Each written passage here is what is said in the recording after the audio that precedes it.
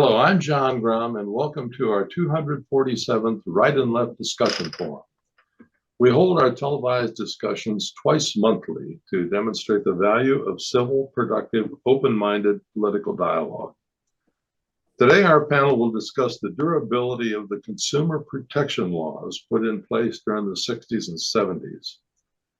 Today's discussion begins with Susan Hanlon, retired Dean of the College of Business at the University of Akron and a member of the Wadsworth City Council, followed by Patty Haskins, retired faculty member of the Wadsworth Senior High and also a member of the Wadsworth City Council, followed by Bryan Laubaugh, president of R&B Financial Services.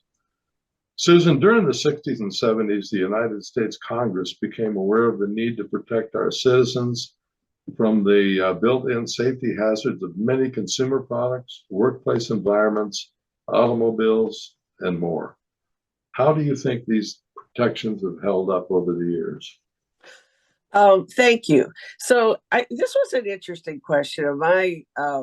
My immediate reaction was, I don't like regulations and blah, blah, blah, blah, blah. But then when you start thinking about it, when you get into safety and you read any history and find out how horrible things were at a point in time, in particular with workplace safety and food safety, you understand that apparently something needed to be done. But it's interesting that, you're saying, started in the 60s. Actually, Abraham Lincoln created the USDA when he was president out of a concern for food safety. Of course, he was president in the 60s. Yeah. Yeah, in the 60s, not the 1960s, right? That's true. But anyways, and then, of course, I always think of FDR as having a big initiative towards a lot of safety and work safety and all that. But the one that stood out to me and I kind of latched on to see if I could find any data was seatbelts. Because that's always, people my age, we always joke about, oh, well, we were kids, I remember we had this big station wagon and there were, three of us and we would climb back and forth over the seats. My dad be driving 60 miles an hour, blah, blah, blah. But anyway, so I looked up to see if I could find the impact of seatbelt laws. And a couple of things I found out. One is that the federal government requires that seatbelts be installed in cars. State governments make the laws about whether you have to use them and what happens if you don't, okay? And there's actually one state that does not require seatbelt use. That's New Hampshire. So I was like, can I find some data that, shows what happens in New Hampshire versus Ohio or nationally? And I actually did. There's a statistic called, it's a statistic that measures how many deaths and serious injuries there are per 100 million vehicle miles traveled. And the federal government tracks that for every state and nationally. And New Hampshire is actually lower. Their rate of deaths and injuries is lower than Ohio, and it's lower than the national average. Now, not by New Hampshire is 1.1, Ohio is 1.25. But still, so that makes you wonder, how much difference do they make? On the other hand, that's an experiment you don't really want to conduct. You don't want to say, okay, everybody quit using seatbelts and see what happens. And the National Transportation Board, they show, if you look back when all this started in the seatbelt law, I think came into effect in the 1980s, I think, or late 70s. And there has been, they show a dramatic drop, but other studies and this shows, well, I don't know, how much difference it makes. But yeah, so I'll just stop there and let, somebody else pick up on something else. Mm-hmm. Well, Patty, what are your thoughts? Well, I was looking at this from a safety issue, and particularly as far as workers are concerned, because this is where we hear the complaints all the time about regulations and that they're not needed and so forth. A lot of the regulations that came into place, like you said, started in 1971 with the establishment of OSHA. And OSHA came in and set up safety regulations to protect the workers in various types of industries. And this should be important to companies and to manufacturers and factories, because most of them will tell you, if you ask them, what is your greatest asset? They will tell you their workers. And if their workers are their greatest asset, then they should be doing what is necessary to protect those particular workers. Now, I know I had feelings about this, but I wanted to get some information from somebody who actually lived this. So I have a very good friend who was a retired safety engineer, and this was their job 24/7 to make sure that safety regulations were followed in their particular industry. And the first thing that I asked him was, do you find that some of these rules are superfluous or just being used to bog things down? And he said, absolutely not. In all of his years in that position, he said, the rules that are put in place are there for the safety of the workers. Now, of course, people still get injured, but as he said, he never saw an injury that was due to a safety rule. He said injuries occurred when people failed to follow the rules within the particular place.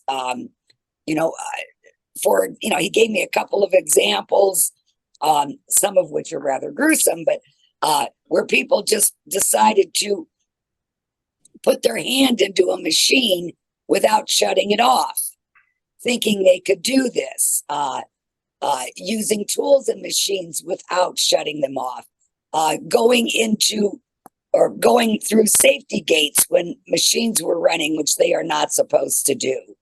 And all of these things contributed to accidents because people failed to follow the rules. He said he had one case where, their big thing was safety glasses, and a young lady decided she didn't want to wear her safety glasses. Obviously, she thought they didn't look good on her, or maybe they were too constrictive. And what he told her was, he said, do you have a family? And she said, yes. And he said, well, can I see a picture? And she showed him this picture of these two beautiful children. And he held it up to her and he said, now you see these two beautiful children. This is what you see now. If you don't wear your safety glasses and you're walking through the plant and you get hit with something sharp or hot, what you will see is the back of this photo, which is nothing for the rest of your life. And he said she wore her safety glasses for the rest of the time that she was there.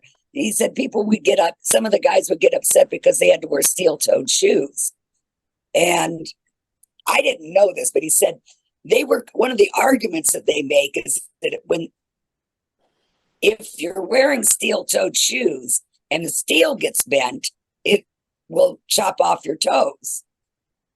And he said, but the thing is, if you're getting hit with enough force to bend the steel, imagine what's going to happen to your foot if you don't have, that protective type thing. I just think that it's important that we have these regulations and that they're followed. And I hear people from some political views that feel that we have to get rid of this regulation or that regulation. They're put there for a purpose, and that is to protect our workers and to keep our workers safe. And that should be the first concern of companies and manufacturers. And for that reason, I think that these protections have been good and have upheld well. But from your examples, the workers seem to be the ones who resist the safety measures. Yeah, there are too many people that think, oh, I can do this shortcut or I can do that shortcut, or it's not going to happen to me. And that's why companies do have people like a safety engineer whose job it is to enforce those rules and to make sure that the workers don't harm themselves. Yeah. Bryan, in your workplace, anybody ever get hurt by a pen? We've had probably, I think, 4,328 days without an accident in my office. So we're good. What about everybody else, Brian? You know, I was thinking about this, and when you talk about consumer protection, I looked up some stats. About 42,000 people a year are killed in traffic accidents. 178,000 people die of alcohol-related deaths each year. 480,000 people die from the causes of cigarette smoking. So I don't think the consumer protection laws that we put in place have really done much to really protect the consumer of certain things that we know will kill you sooner rather than later. So it just depends for me. I was listening to this podcast that they were talking about the legalization of marijuana and some of the issues around that people just don't think about. And this directly impacts the workforce, because you have people that might be recreational users, and who knows when they've, smoked their last joint or whatever they did, and they show up to work. And let's say they're working a press or a lathe or a machine that somehow, they have to have all their wits about them. So how do you protect that worker or workers in your plant when someone shows up that has been, smoking marijuana and it's affected them? It does affect them. There's very few people that it doesn't affect. And it's not just the munchies, So yeah. I wonder at times if, depending upon the lobby, how much money is behind certain things, where the rules are. I remember exactly what Susan was talking about. We used seatbelts to hit each other.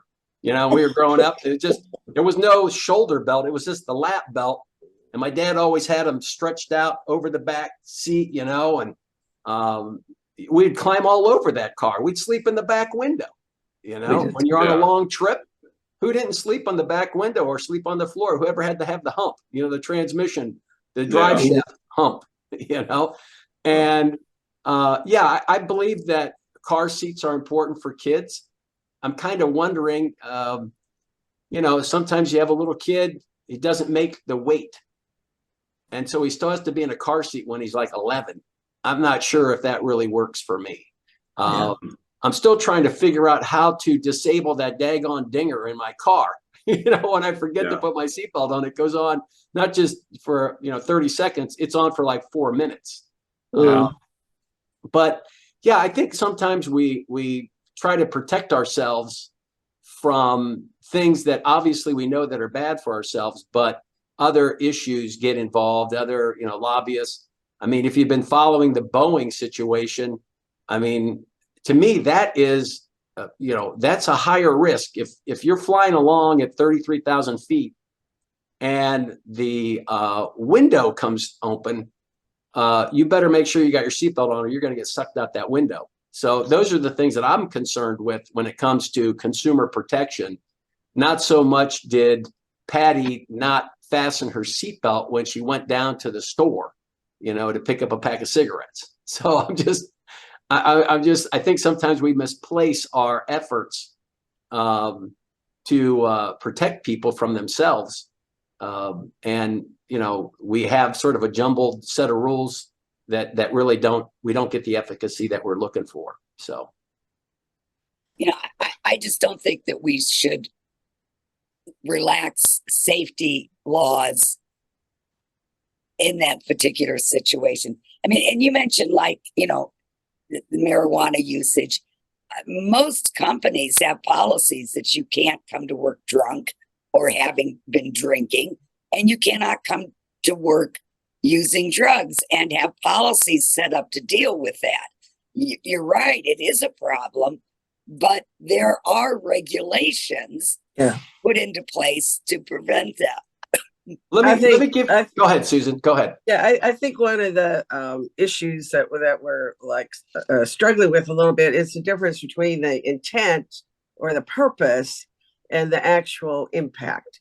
And I don't, Patty, I'm hearing you said, well, the purpose is good. And I don't think anybody would disagree that the purpose isn't good, but it is, just like you also said, no matter how many rules or regulations there are just, I mean, we're still humans, we still have free will, and people just won't follow them. So they do add a lot of expense, but then they probably also create jobs. Like the job of safety engineer wouldn't exist if we didn't have a bunch of workplace, safety laws. But yeah, do they work? I mean, I think, Bryan, your statistics were interesting. It's like, I mean, they might work to resolve some issues, but overall, I mean, people are still dying from unsafe behavior. And you can't, short of, well, you can't even, I mean, we didn't even talk about gun control, right? We don't want to get into that. Even if you said cigarettes are illegal, you cannot have cigarettes. People would get cigarettes. People, we tried prohibition. That didn't work. It made, I think, people drink more. So I mean, I think it comes down to how much can you regulate free individuals? Yeah, and I think there's a libertarian in most of us that we want to be able to have the freedom to make these particular choices. Now, on that hand, but when it comes to endangering other people, that's where, I think we should really look at these things and say, if I go out and have an accident by myself in my car, I'm not wearing my seatbelt, and I get pushed and I get thrown through the windshield, that's on me.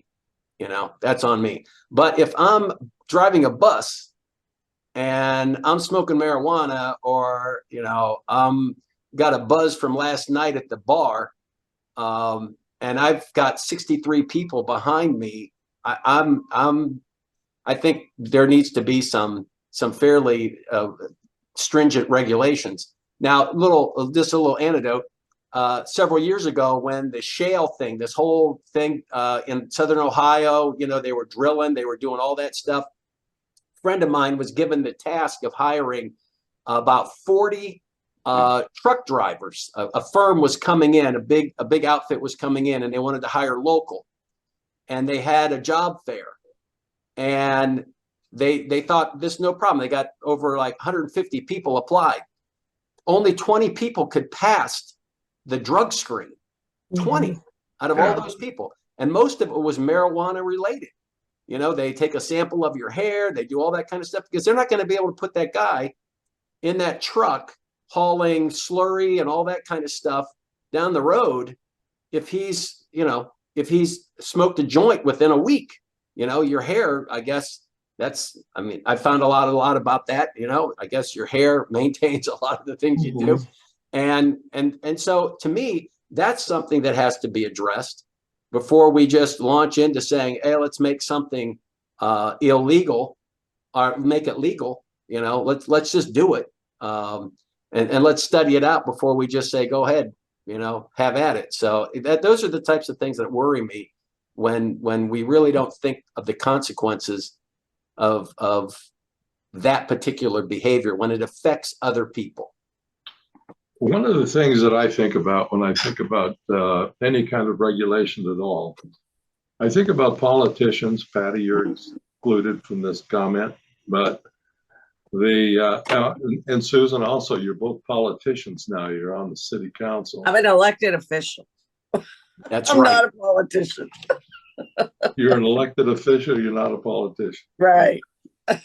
Well, I think about when politicians would love to take credit for supporting a bill that saves lives through one thing or another. And these and wonderful legislation gets passed in order to protect people, but it also at the same time puts a penalty on manufacturers or truck drivers or whoever. There's a tremendous amount of influence to go ahead and cancel out the legislation. I think the do not call list is probably one of those. But so slowly over time, many of these protections get eroded because their politicians are taking money from their supporters who happen to be big stockholders or CEOs, whatever. But many of these laws just get eroded over time because of political influence. And that's done very quietly. Nobody brags about that when they're running for office, that I got influenced by one of my supporters to change the laws on worker safety. But anyway, that's one of the it concerns me that the laws get passed with a big lot of ballyhoo and then altered without notice. Or there's carve outs. They carve out particular industries. Yeah. You know, that's very common, where they look at a particular industry and say, well, you don't have to, this particular law doesn't, you don't have to comply with this particular regulation. They have carve outs and all this stuff.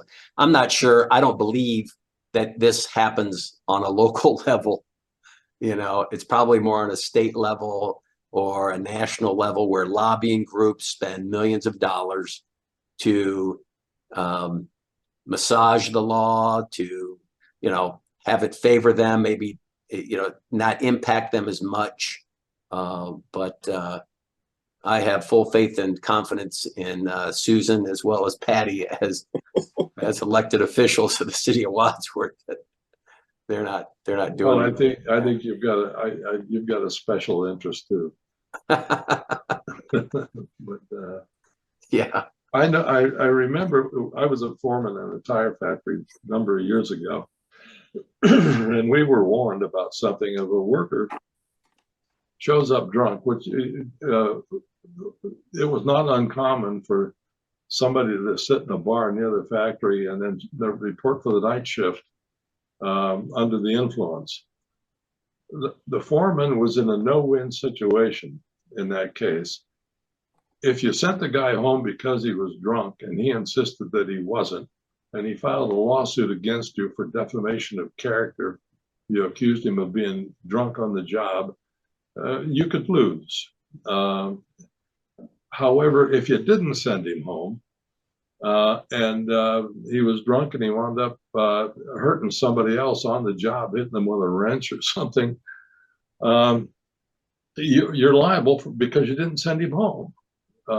So you choose your lawsuit. And that's kind of the problem with all of this, is that, especially when we're dealing with companies, is that they're looking at their bottom line. And it, unfortunately, regulations cost money. You know, it costs money to hire the safety director. You may have to build new machinery or put an extra person on a job to make sure that it's done correctly. But, you know, in the long run, by putting in place those safety conditions, you know, number one, you're saving lives, which is really important. Yeah. And then you save that money that you're going to have to pay out in the lawsuit to settle because you didn't follow safety, you know, directions and instructions. I think overall they're good and need to be followed, and something that has worked over time and has improved to this. Well, yeah, I'll take that one step further in a little bit different direction, is start talking about workers' compensation and how corrupt that is. I mean, to the point where people, you know, and my husband with his company had firsthand view of this. People will try to get hurt. They'll try to get hurt and say that, you know, oh, it was because, you know, somebody else didn't follow the rules or this or that, so they can go out on workers' comp. And then they, you know, we've all seen the stuff about, you know, people being followed. They have to have an investigator follow them because they still say they're being hurt, that they're hurt and they can't work, and they're collecting workers' comp. And then here they are, out and about doing all kinds of things. And you talk about something that is expensive for companies. That is a giant expense. Once you get caught up, if you have any kind of a claim, a big claim that's serious, man, you get your rates go up, and it takes forever to work that off and get them to come back. So, I mean, they're just, I'll go back to my basic argument that I think I've used in these shows. Humans don't like to be controlled. Typically, that brings out the worst in people. It's like, you tell me I can't do this, I'm going to do it. I mean, like little kids, you tell them, we try to use reverse psychology on kids. Don't tell them they can't do it. The minute you tell them they can't, and Patty, you probably saw this all the time with kids in yes. school. Yeah. So, I don't know what the solution is. But if you look into the data, but you're never going to find a legislator, because that's all that's just what they get elected to do, is pass laws, right? And if they don't have their name on laws, then they're not doing their job, quote. So they have to come up with something to make laws about. You're never going to get any that are brave enough to go out and say, we need to get rid of these laws. I never thought about it that way, that legislators are hired to Their job. Yeah. That's Whether they're good or bad. Yeah, that's their big thing they get measured on, is how many pieces of legislation they authored, or they co-authored, or they sponsored. It's tiring. Yeah.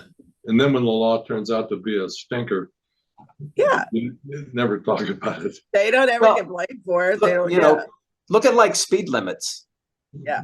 Look at like speed limits. You go to Germany and you get on the Autobahn, that's where I should be. Yeah. Because it's unlimited. Now, if you have an accident, you're toast. I know. I tell you, the first time I was on the Autobahn, it scared the daylights out of me. I'm telling you, you stay in the right lane if you're not doing 100 miles an hour. Aren't there a couple states that don't have a speed limit law? Well, they don't. They barely. Montana's one. Montana, you can do 85. But the state that has the most highway deaths? What? Montana. Do they? Yeah. Sure. The one that has the least. What do you think the least is? New York City. New Jersey. Yeah, because there's so much traffic on the road. You're just sitting in traffic, right? You can't go fast. Well, I think most of New Jersey is wilderness anyway. Well, folks, thank you very much. It was a nice discussion, and that's see fun. you all in about 2 weeks. Okay, bye everyone. Bye-bye. Bye-bye.